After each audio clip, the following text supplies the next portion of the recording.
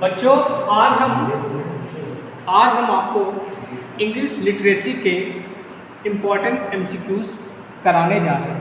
ठीक है, ये जो चैप्टर है आपका ये एम्प्लॉयबिलिटी स्किल का है, सेकेंड ईयर में। ठीक है, उसमें से पहला क्वेश्चन आपका है एकल परिवार होता है, छोटा परिवार बड़ा परिवार दोनों, मतलब दोनों सही है ना। तो एकल परिवार क्या होता है? देखिए, परिवार बहुत बड़ा होता है, एक होता है एकल परिवार। एकल परिवार में क्या होता है कि माँ बाप बच्चे, ठीक। और जो बड़ा परिवार होता है क्या होता है? दादी बाबा, ठीक। ये सब बड़ा परिवार में आता है, मतलब संयुक्त फैमिली होती है। ठीक। आजकल क्या है कि जो लोग हैं, नई जनरेशन के जो लोग हैं, वो एकल परिवार को ज़्यादा प्रेफर करते हैं। पहले पुराने ज़माने में क्या था, बड़ा परिवार होता था। जैसे दादा है, दादा के 2 भाई हैं, ठीक। दादा जैसे मान लो, जैसे आपके बाबा हो गए, तो बाबा के 3 लड़के, समझ लो, बाबा के 3 लड़के, लड़का 1, लड़का 2, लड़का 3। अब ये सब संयुक्त रहते थे। अब लड़का हुआ, लड़के बहुरिया, वे सब उनके बच्चे, सब ये आपका क्या कहलाता था? बड़ा परिवार। ठीक। अब आजकल क्या, छोटा परिवार मतलब क्या? मियाँ बीवी और बच्चे, मतलब सब लोग अलग रहते हैं, तो उसको बोलते हैं एकल परिवार। एकल परिवार किस में आ जाएगा आपका? छोटा परिवार। समझ में आया? इसमें आंसर क्या हो जाएगा आपका? छोटा परिवार। ठीक।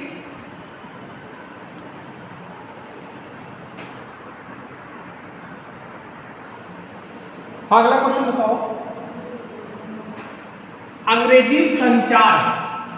अंग्रेजी संचार मतलब कि अंग्रेजी में बातचीत करना, ठीक, कम्युनिकेशन किसके लिए आवश्यक है? जो अंग्रेजी में लोग बातचीत करते हैं किसके लिए आवश्यक है? कार्यालय में दिखावा करना, मतलब ऑफिस में गए कि यार I know English, you don't know about English, I know English, तो ये क्या दिखावा? पेशेवर विकास। पेशेवर विकास मतलब जैसे मान लीजिए आप, बड़ी बड़ी कंपनियां आ रही हैं, कोई प्रोजेक्ट लेना है, उनको इंग्लिश आती है, आपको इंग्लिश आती है, तो कम्युनिकेशन बढ़िया से बैठा है। ठीक। अच्छा वेतन पाने के लिए, ठीक, जब हमको भैया अच्छा वेतन मिलेगा तभी हम इंग्लिश बोलेंगे, नहीं तो नहीं बोलेंगे। चौथा कोई नहीं, तो क्या आंसर होगा इसमें? दूसरा सही। क्यों?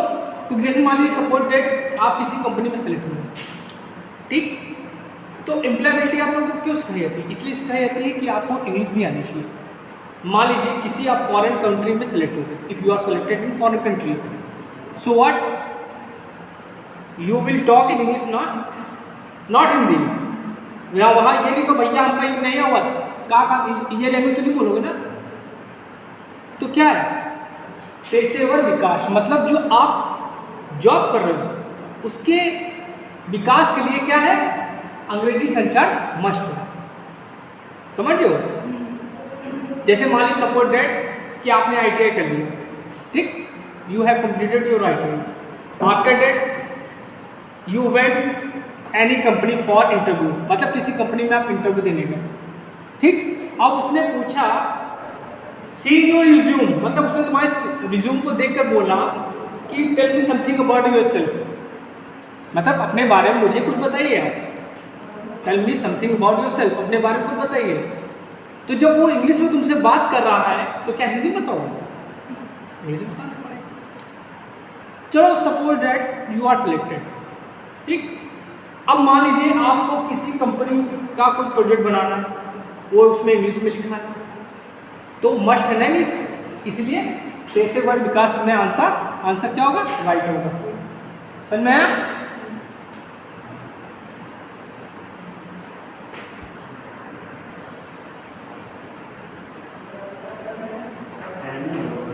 अब देखिए अगला क्वेश्चन है, अब सीधे टॉपिक आते हैं हम लोग इंग्लिश पे।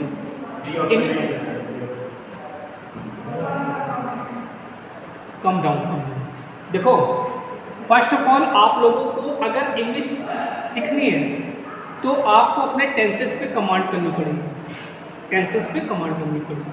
3 टेंस होते हैं, प्रेजेंट, पास्ट, फ्यूचर, और हर टेंस के 4 पार्ट होते हैं, ठीक। कल आप लोगों को सारे टेंस पढ़ा देंगे, क्लियर है? ठीक। अब पहले सबसे पहले आप देखिए, इसी तरह आपका सीबीटी एग्जाम में sentence fill in the blank दे देंगे और पूछ लेंगे कि सुटेबल वर्ड भरिए, यही तो होता है।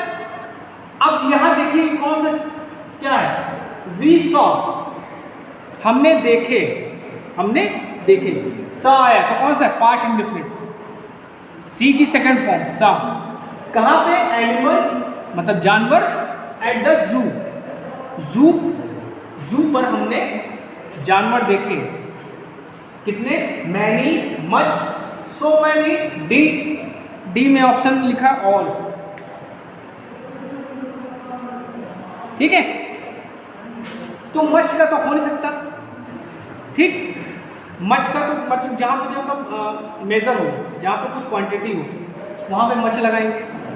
सो मैनी हो नहीं सकता, और ऐसा तो है नहीं कि आप सारे जानवर देख लोगे, देख लोगे, कुछ जानवर आपके अंदर होंगे कुछ बाहर होंगे, तो क्या होगा इसमें, मैनी, हमने कई जानवर देखे, ठीक है।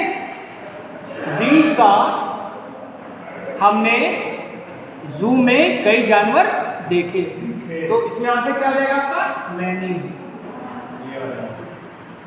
ठीक।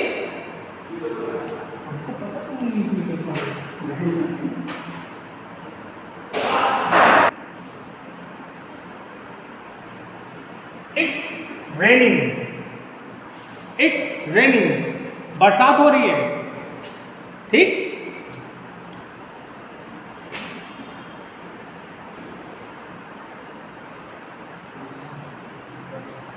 हैवीली, ठीक।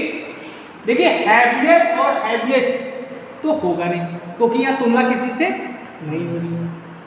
हैवियर और हैवीएस्ट तुलना में होता है, एक कंपैरेटिव डिग्री है, सुपरलेटिव डिग्री है, ठीक है। तो यहाँ तो होगा नहीं, हैवी और हैवीली, ठीक। तो इसमें होगा हैवीली, होगा क्या होगा, हैवीली होगा, ठीक।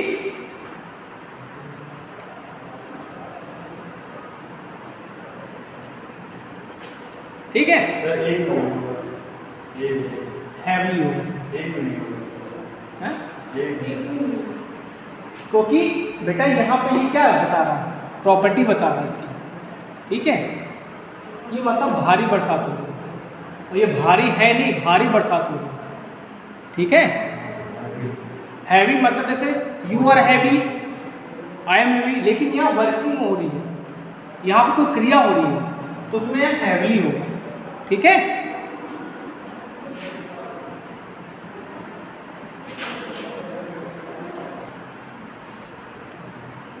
देखिए 6th question, I don't have, I don't have माने क्या होता है, डैट डैश फ्रेंड्स, ठीक। मैं फ्रेंड्स रखता हूं,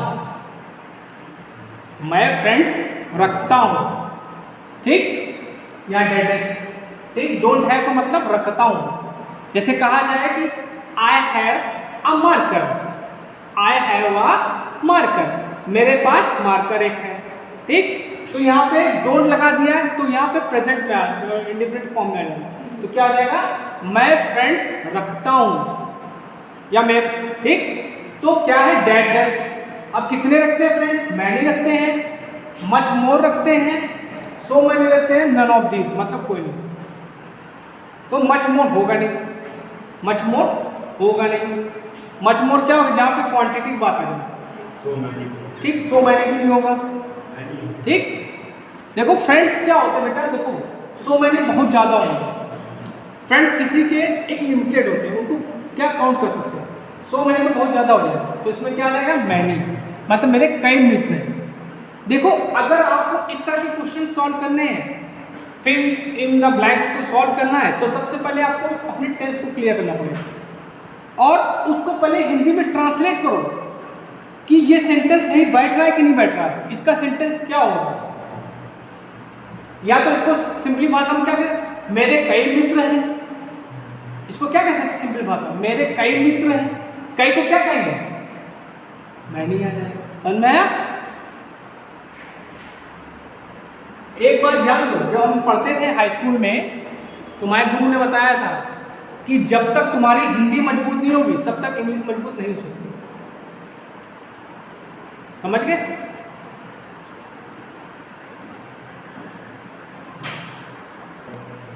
देखो अगला क्वेश्चन देखते हैं।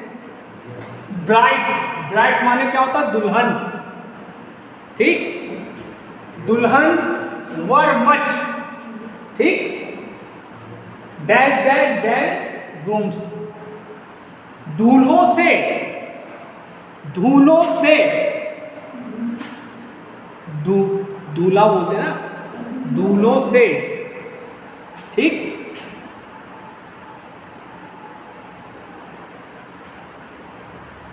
दुल्हन्स, थीम, वर्ड है ना, थीम, डैट डैश, क्या थी? अब तुलना हो रही दोनों में, यहां पे ध्यान दीजिए, यहां पे क्या हो रही है? डेल लगा है, डेल मतलब तुलना हो रही है, ठीक। यंग थी, यंगर थी मतलब जवान थी, यंगेस्ट थी सबसे ज्यादा जवान थी। नहीं, देखो यंगेस्ट तो हो नहीं सकता, क्यों? क्योंकि यहाँ पे दिल लगा, ठीक। देन की जगह अगर एमंग लगा होता है तो यहाँ पे यंगेस्ट आ जाता है, ठीक। यहाँ पे दो कंपैरिजन हो गई तो दिल लगा, ठीक। यंग हो नहीं सकता तो यहाँ पे कंपैरेटिव डिग्री हम यूज करेंगे तो क्या आ जाएगा? यंगर। समझ रहे हो?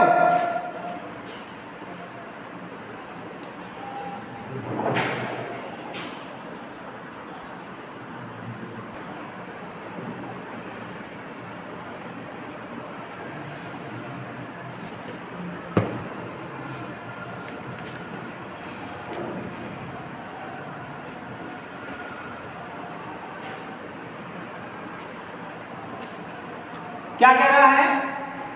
देखिए ध्यान से देखिए, सेंटेंस टेंस पहचानना सीखिए पहले।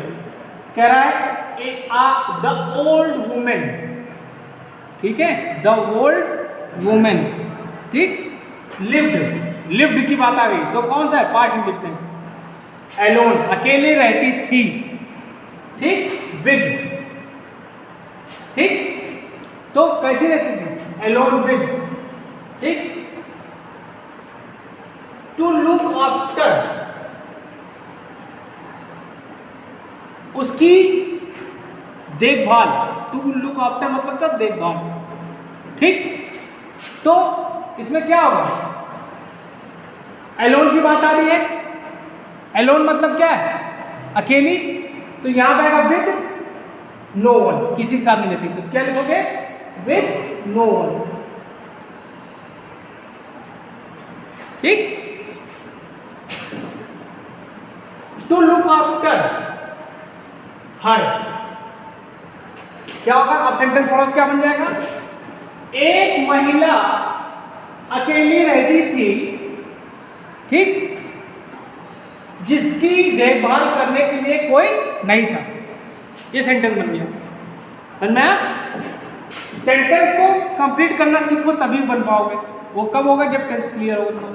अब कह रहा है dash dash two rings here on my little finger, ठीक, बिलोंग्स टू ग्रैंड मदर, ठीक। कह रहा है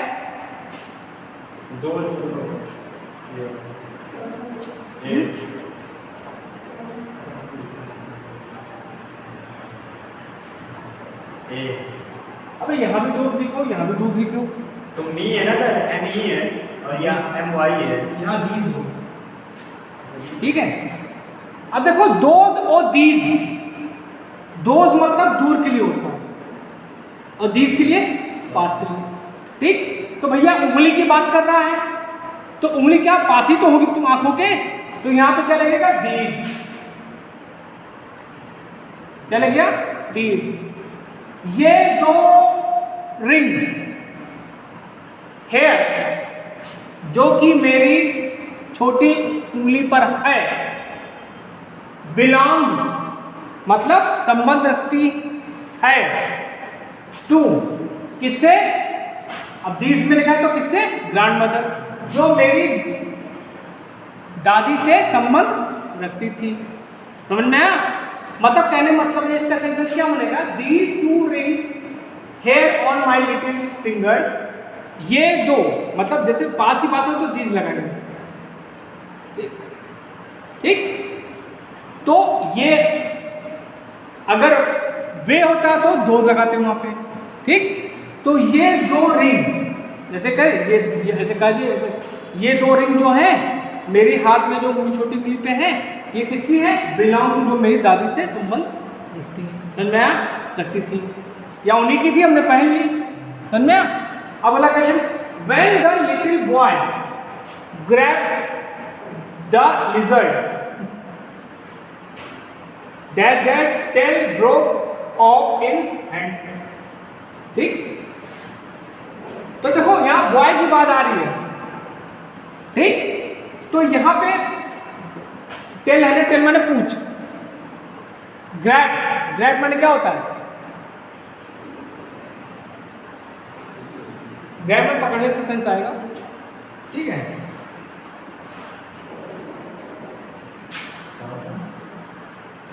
अब देखिए क्या कह रहा है, व्हेन, व्हेन माने जब, आ लिटिल बॉय, एक छोटा सा बालक, ग्रैब द लिजर्ड, मतलब जब छिपकली को पकड़ा उसने, ठीक। डैश डैश, ठीक।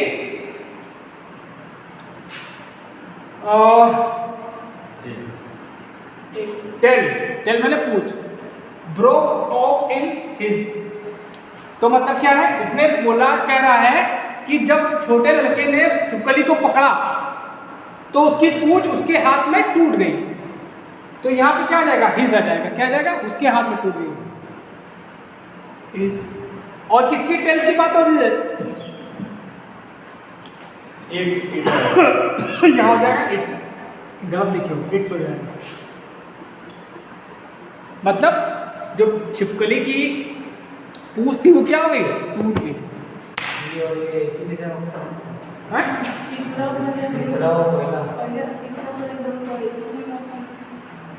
ये गौरव है कुछ बिल्कुल,